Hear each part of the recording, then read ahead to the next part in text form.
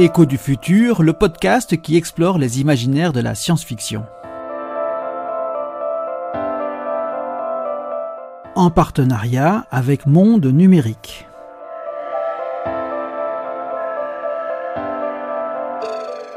Petite histoire subjective et non académique de la science-fiction.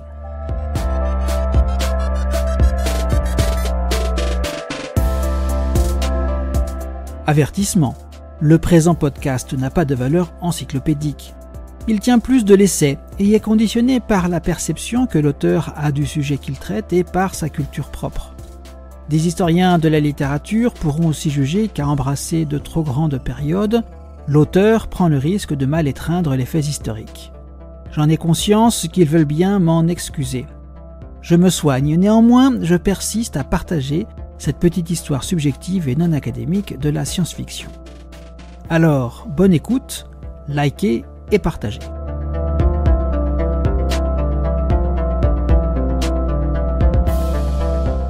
Épisode 1, aux origines de l'humanité, le récit imaginaire.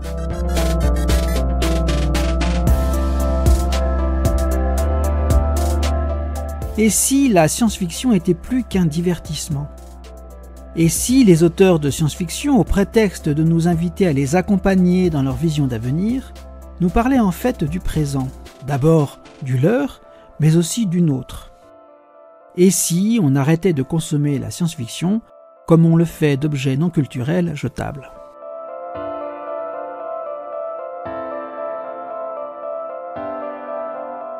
Pour essayer de répondre à ces interrogations, commençons par nous tourner non pas vers l'avenir, comme on pourrait s'y attendre, mais vers le passé, vers les origines même de la science-fiction afin d'essayer de mieux comprendre ce qu'est cette expression artistique particulière.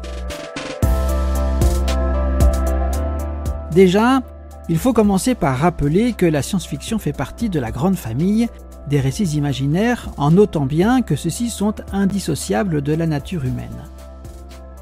Les récits imaginaires sont nés il y a peut-être quelques dizaines de milliers d'années, peut-être 100 000 ans, voire un demi-million d'années. Plus encore, en fait, on n'en sait rien puisque de cette période il ne reste rien.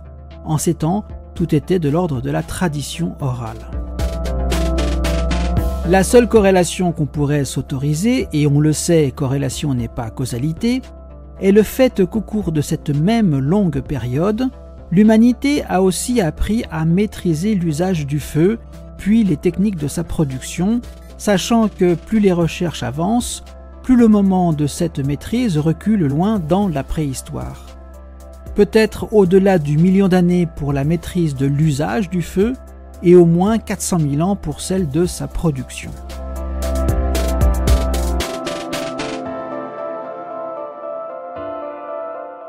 Ainsi, une fois le feu maîtrisé, les techniques de production renforçant cette maîtrise permettent au groupe humain préhistorique de s'affranchir de la lumière du jour et donc d'allonger la durée de leurs activités au-delà du coucher du soleil. Indépendamment des avantages nutritionnels qu'apportent les aliments cuits, le feu permit aussi de renforcer le sentiment de sécurité et d'appartenance au groupe.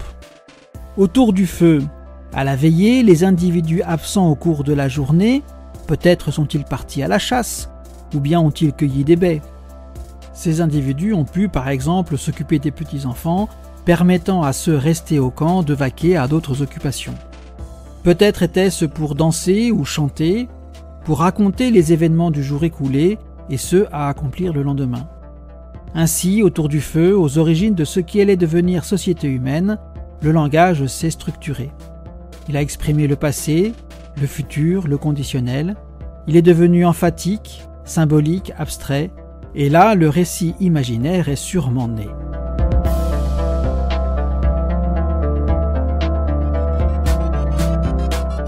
Dès les origines, l'enjeu du récit imaginaire, recréation du réel, a été de rester accessible au plus grand nombre, compréhensible par les humains assis autour du narrateur.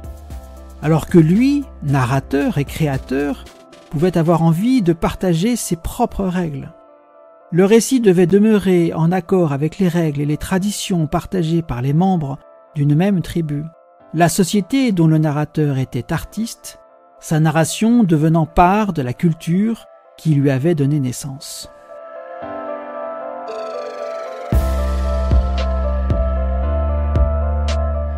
Finalement, il va falloir attendre l'invention de l'écriture pour que nous parviennent les traces de ces récits imaginaires très anciens.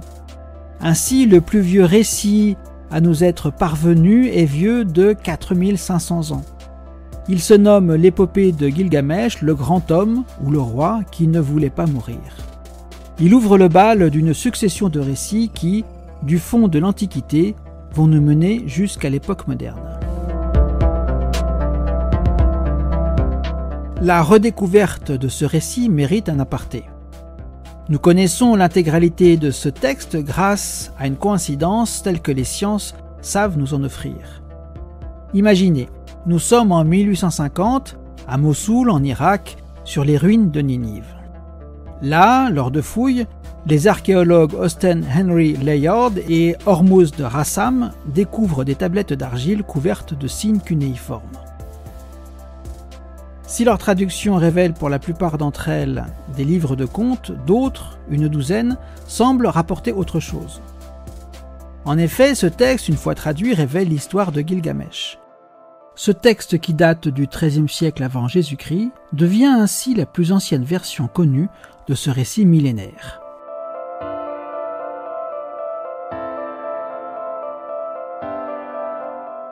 Ce qu'il y a d'extraordinaire avec l'épopée de Gilgamesh, c'est que, à l'analyse, ce récit s'avère être l'archétype des récits imaginaires et des grandes épopées qui vont égrener l'histoire de l'Antiquité. Au travers de ce récit de voyage, l'humanité s'interroge sur le sens de la vie et celui de la mort, sur la nécessité de l'amitié, sur la finalité de la connaissance, et bien d'autres choses encore.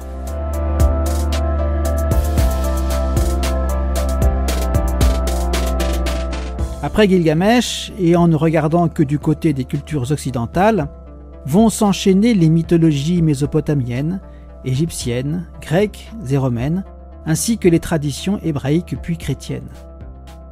Toutes perpétueront la tradition des grands récits qui éclairent la nature et la psyché humaine. Toutes conserveront en elles, consciemment ou non, les traces de l'épopée de Gilgamesh. À la fin de l'Antiquité, sur le chemin de notre modernité, on entre dans le Moyen-Âge. Celui-ci nous offre, entre autres, les nombreux récits de l'épopée arthurienne, une forme d'influence chrétienne sur les mythes celtes. Point commun à tous ces récits, c'est leur dimension mythologique. Ils nous racontent les relations entre l'humain et le divin, entre le spirituel et le matériel, le tout matiné de magie. La magie étant l'application d'une économie humaine au monde spirituel. Si je pratique tel rituel, si je prononce tel mot et fais tel geste, je suis donc en droit de recevoir tel retour du monde spirituel.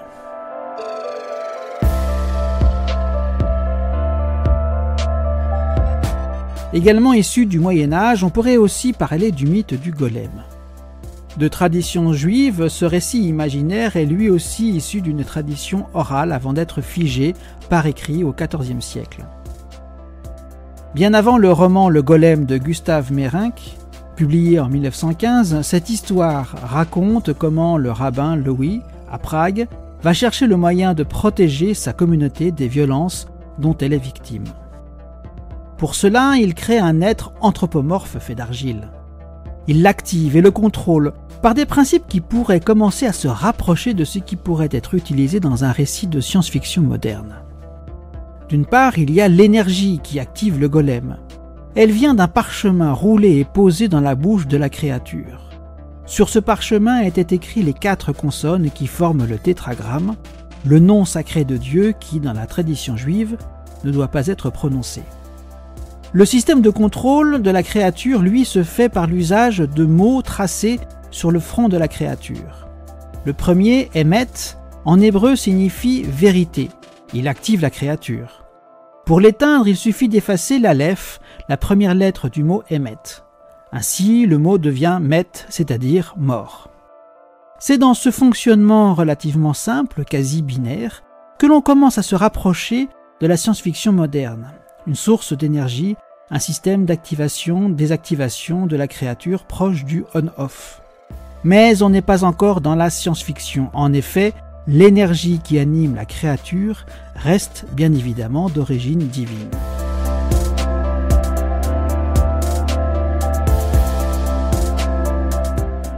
Un autre type de récit imaginaire peut nous intéresser. Il ne s'agit pas encore de science-fiction et ce n'est plus de la mythologie. Je parle ici de la fable philosophique. La plus connue d'entre elles est Utopia de Thomas More, publiée en 1516. De ce récit naîtra le mot utopie que nous connaissons tous. L'étymologie du titre de l'œuvre de Thomas More vient du grec bon, et topos, le lieu, tout un programme.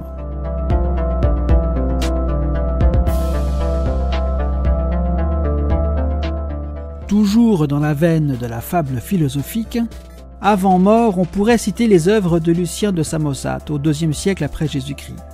Après More, ce seront Francis Godwin, Savinien Cyrano de Bergerac, Jonathan Swift et Margaret Cavendish.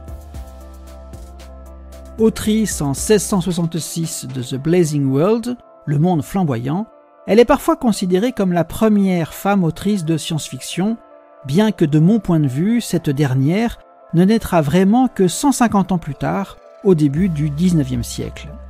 En attendant, au siècle suivant, le XVIIIe, les philosophes des Lumières, dont Voltaire, vont s'emparer de la fable philosophique pour diffuser leurs idées nouvelles. Ils ont bien compris la puissance d'évocation que contient le récit imaginaire.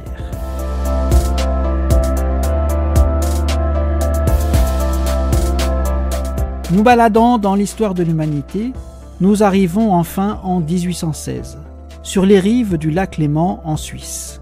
Là, une jeune femme, Mary Shelley, va écrire le premier récit de science-fiction. Celui-ci se nomme Frankenstein ou le Prométhée moderne. Vous le connaissez tous, au moins de nom, par les films, par la bande dessinée, par la culture populaire. Dans le prochain épisode de ce podcast, nous verrons pourquoi Frankenstein est le premier récit de science-fiction, même si le terme est encore loin d'exister. Une nouvelle fois, il va falloir faire preuve de patience, encore pendant plus d'un siècle.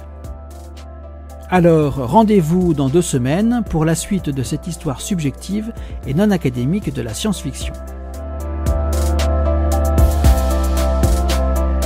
Et rendez-vous avant la fin de l'Anthropocène pour un nouveau podcast d'Écho du futur. Une production de futurhebdo.fr et du comptoir prospectiviste.